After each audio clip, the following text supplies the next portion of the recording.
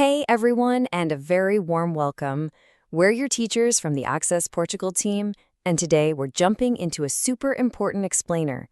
Lesson 1.3, Getting the Hang of Those Tricky but Totally Essential Portuguese Accent Marks. Okay, let's dive right in. Today's lesson is one of those foundational things you just can't skip.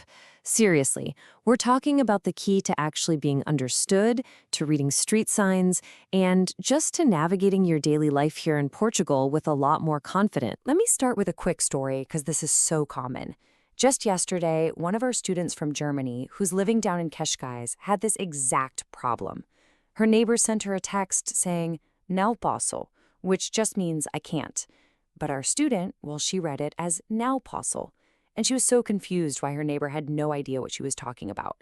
It's the perfect example of how one tiny little mark can lead to some big confusion. And you've all seen them, right? They're floating above letters on street signs, they're sprinkled all over your rental contract, they're even on your NIF documents. They are not just for decoration, you know?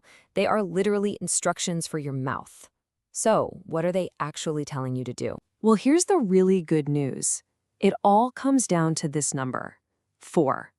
That's it. There are only 4 little marks standing between you and communicating clearly and confidently in Portuguese. We can totally handle that. So let's break them down together. All right, let's get into the good stuff. We're going to tackle each of these 4 marks one by one. By the end of this, you're going to know exactly what they do and how to use them. Okay, first up, we've got the acute accent. I want you to think of this one as the stress master. It does 2 really important things. Number 1, it shows you exactly where to put the emphasis in a word, and number 2, it tells you to make an open vowel sound. This is your secret weapon for ordering coffee like a local. So when you see the word café on every single corner, that little mark over the E is basically screaming at you, "Hey, stress me, and open up the sound." So it's café, a nice, bright, open sound. It is not café. And you'll notice the accent often puts the stress on the last syllable, which can feel a little weird for English speakers at first, but it's a huge pattern to get used to. Next up is the tilde. You know, that little wave. This guy is the nasal sound creator. This is what gives Portuguese that beautiful, kind of musical and, yeah, sometimes tricky nasal sound. You'll only find it over an A or an O, and it's a sign that the sound needs to come a little bit through your nose. And trust me, you are going to use this sound every single day. When you're at the Pingo Doce buying pão, that's bread. When you have to say known or no. When you're asking for help and you point with your mão, your hand. You can already see getting this one sound right is so fundamental for just daily life. Our third mark is the circumflex, which I like to call the little hat. Its job is pretty much the opposite of the acute accent we just talked about. It still tells you where the stress goes, but it tells you to make a closed vowel sound. The perfect example is você, which is the formal way to say you. Now, getting this difference is so important. Let's look at the letter E. With the acute accent, like in café, you get that open sound. But with the circumflex, the little hat, in a word like você or face, you get a closed A sound. It's the difference between and A. I'm telling you, when this clicks, it's a huge leap forward for your pronunciation. And finally, we have the easiest one of them all, the cedilla. This little tail only ever hangs out under the letter C, and it has one simple job. It turns a hard k sound into a soft s sound. That's it. Simple as that. But simple doesn't mean it isn't vital. When you're out shopping and you want to ask for the preço, the price, that little cedilla is what stops you from saying preço. It makes sure you say preço.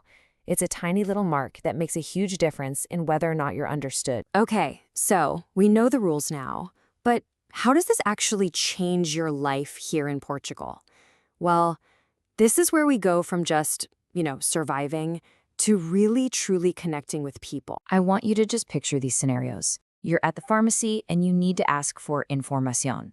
If you nail those accents, you get clear help instead of a confused look. Or, when you're talking about the condiciones of your rental agreement with your landlord, using the right pronunciation shows you're serious and respectful. And of course, when you're making new friends and you can talk about your coração, Your heart? Well, that's when you're building a real connection. And that brings me to a really important cultural point. People here in Portugal are wonderfully patient, but they are so appreciative when they hear you making an effort. When you take the time to use these accents correctly, you're not just speaking a language, you're showing deep respect for their culture. And that opens up so many doors. This right here, this is the big aha moment. Unlike the complete chaos of English spelling, Portuguese spelling is incredibly logical. Why? Because of these accents. You should think of them as the instruction manual that comes with every word. Once you learn this simple code, you can correctly pronounce almost any new Portuguese word you see. It's a game changer. So really, what we've done today is lay down the absolute foundation for your entire Portuguese journey. This isn't just one lesson. This is the key that's going to make everything else, from simple greetings to more complex conversations, so much easier. So please, leave today with a new way of thinking about this. These marks are not obstacles. They're not there to trip you up. They are your friends. They're like little helpful guides, just leading you step by step toward clear and natural pronunciation. You have the code now. You understand the system. The only thing left to do is to go out there and use it. So my question for you is, which Portuguese word with its awesome little accent mark are you going to go out and practice first?